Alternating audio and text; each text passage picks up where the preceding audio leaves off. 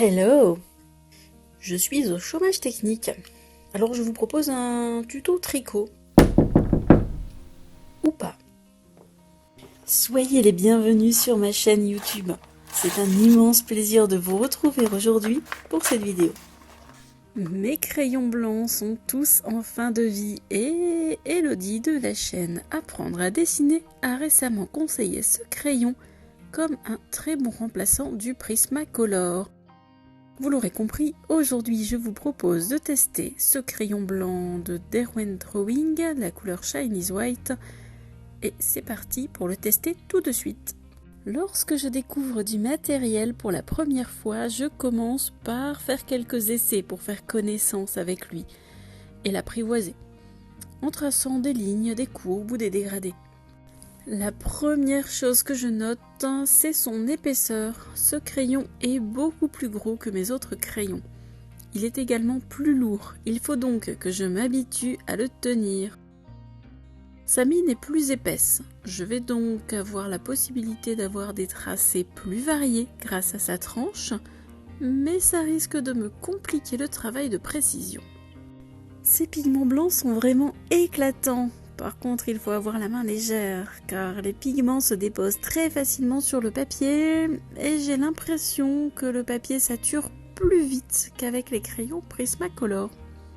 Il se mélange plutôt bien avec les autres couleurs, mais encore une fois, il faut être très léger dans la main sur la pression du crayon. Il tient plutôt bien au papier, ce qui le rend difficile à estomper.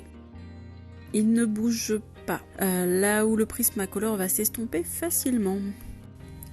Je devrais donc faire super attention à mes dégradés, je les ferai par superposition de couches et je peux complètement oublier l'estompe avec ce crayon. Il se gomme sans aucun problème et il couvre très bien le papier. Dans ses points faibles, je dirais que je suis vraiment gênée par son poids et son diamètre. Pour tracer mes cercles en particulier, il va falloir que je m'habitue et que je fasse plusieurs essais. Ok, j'essaye une lumière un peu plus travaillée sur une sphère. Il est vraiment très lumineux et ressort vraiment bien sur ce papier coloré. C'est vraiment son point fort. Comme il s'accroche trop bien, ça oblige de dessiner très légèrement et de bien anticiper chaque mélange de couleurs ou dégradés. Bon, après, comme il se gomme très bien, ça permet de se reprendre au besoin. Au niveau de la précision, ça va bien mieux que ce que je pensais au début. Il est crémeux, mais il s'use moins vite que des Prismacolor. A few minutes later. Je le compare à mes autres crayons de couleur blanc en faisant des petits cercles. Le cercle du Derwent est très vite saturé de blanc, il est très lumineux, c'est sympa. Le Prismacolor juste à côté est aussi intense, avec beaucoup plus de passages. Et le Faber-Castell, je n'en parle même pas, j'ai écrasé mon papier et j'ai un blanc 2 fois moins intense. Pour le maîtriser, je pense que le mot-clé sera légèreté. Donc je vais encore m'amuser un peu à essayer ce crayon, à tester ses limites et je vais pouvoir enchaîner sur un dessin de zèbre. Et je vous donne mes impressions juste après.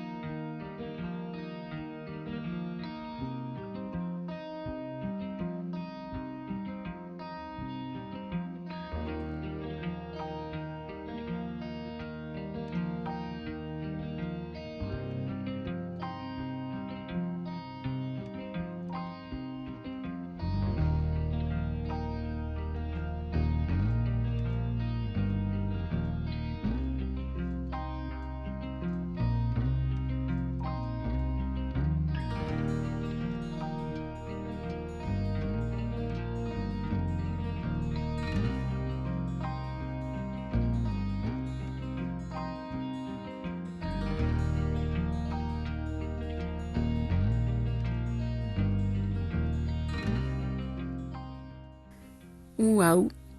J'adore le rendu, le blanc est vraiment très lumineux, c'est super agréable. Il faut encore que je m'habitue au poids de ce crayon. Et pour les dégradés, j'avoue que je triche un peu avec un gris français 10% pour affiner les dégradés. Ce crayon va rejoindre mon matériel avec plaisir. Je pense que c'est également un très bon crayon pour dessiner des croquis dans les carnets teintés type mi-teinte, cappuccino ou craft. Merci à Elodie pour le lien qui tombe au bon moment, je dois l'avouer. Et merci à vous d'être là et de regarder cette vidéo. Je vous donne rendez-vous très bientôt pour une prochaine vidéo. En attendant, portez-vous bien et dessinez. Ciao ciao!